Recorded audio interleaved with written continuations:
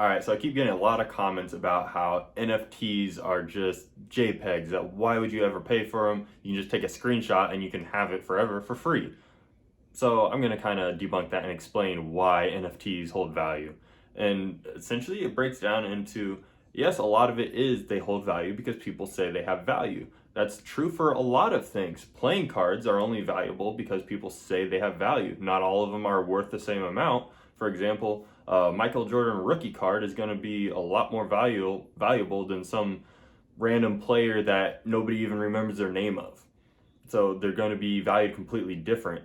Just as same way as NFTs are going to be valued differently depending on which NFTs they are. It's going to depend a lot on the artist behind it or the developer behind the NFT project than the actual piece itself necessarily, or than like basically Gary Vee, great person, great CEO, great millionaire. He's doing a lot for the NFT space in my opinion, and his NFT projects are going to be huge and substantial in just my opinion. Now, people care a lot about his NFT project than if I were to make one and I released it right now. A lot of people wouldn't care because who am I? I'm me. Like, I don't have that big of a following at all, so therefore it's not going to be that popular compared to Gary Vee's. It's subjective. People value it because they like it or because they think it holds value.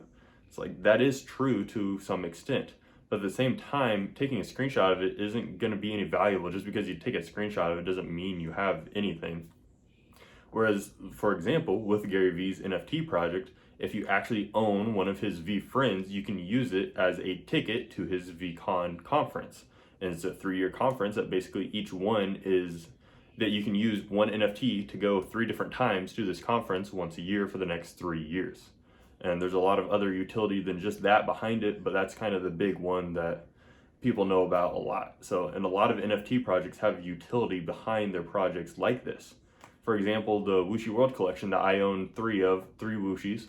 Basically, they are in the future have planned they're going to have esports gaming tournaments that you have to own a Wuxi to be a part of. So that's going to be part of their utility. It's not everyone's going to want to do that, so therefore it's not going to be valuable to as many people as, say, something else like the V conference. A lot more people may want to go do that than go play the esports, but who knows? It could be the opposite way around too. So it's going to hold value because people think it does. Like, yes, like I keep getting that argument, but that's the way everything is. Gold only has value because people see it as valuable. Like the US dollar isn't on the gold standard anymore, and people keep using that as an argument, and it's funny to me, but it's just hard to explain. The other thing, so say people say you can't physically hold it. It's not a physical thing like a trading card. Well, okay, but what makes a trading card really valuable? They're rare, they're limited, yes, but so is NFTs. Trading cards were printed out, millions of the same trading cards, so therefore the only reason why they're limited now is because the ones that survived all the time that has passed for the older ones compared to now, and that got graded at a certain level. But think about it, let's go past that. Who's to say a 10-cent playing card, it cost them about 10 cents to make it, it's cardboard and a little bit of ink, and someone designed it. That's the main things of it. Someone produced it with cardboard, a little bit of ink, and then someone designed it.